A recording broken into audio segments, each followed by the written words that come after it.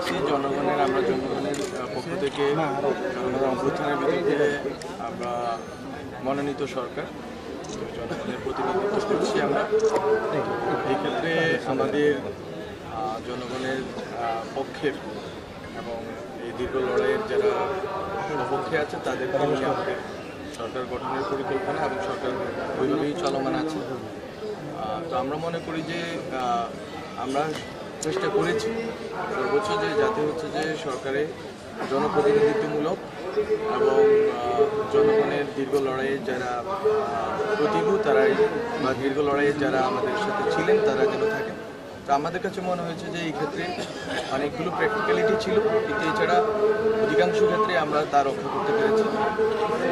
এটা আমি মনে করি বাংলাদেশের জনগণ এটা বিচার করবেন তাদের কার্যক্রম দেখে, এবং যদি জনগণের পক্ষ থেকে যদি কোনোভাবে আমরা দেখি যে জনগণের কোনো অসন্তোষ আছে বা জনগণের কোনো অনাগ্রহ আছে তাহলে আমরা এটা খতিয়ে দেব। কিন্তু আমরা বলতে চাচ্ছি যে আমরা মনে করি যে যাদের নিয়োগ দেওয়া হয়েছে তারা জনগণের আকাঙ্ক্ষার পক্ষে থাকবেন এবং দীর্ঘ লড়াইয়ে বৃহৎ অংশ এই সরকারের যারা অংশ নিয়েছেন তাদের একটা বড় অংশই তো জনগণের দীর্ঘ লড়াইয়ের অংশ। তো আপনারা এই আস্থা রাখতে পারেন যে এই সরকার জনগণের আকাঙ্ক্ষা বাস্তবায়ন করবে এবং যারা নিয়োগপ্রাপ্ত হয়েছেন তারাও এই আকাঙ্ক্ষা বাস্তবায়নের পথে সামিল হবেন।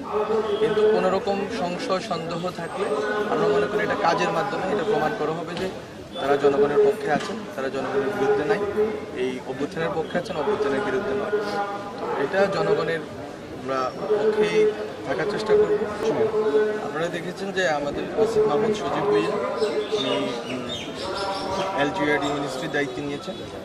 তো উনি এই বিষয়টা আশা করি সরেজমিন দেখবেন এবং আপনারা আস্থা রাখতে পারেন যে উনি এই জিনিসটাকে এক্সপেডাইট করতে উনি খুব ভালো ভূমিকা রাখবেন। আশা করি আপনারা সামনের দিনগুলোতে খুব ভালো ভূমিকা দেখবেন। মাঠ প্রশাসন সক্রিয় হবে এবং নির্দেশনা এবং নেতৃত্বে আশা করি যে আপনারা দেখবেন যে এটা সচল আছে এবং আপনারা ওই সহযোগিতাটুকু পাবেন।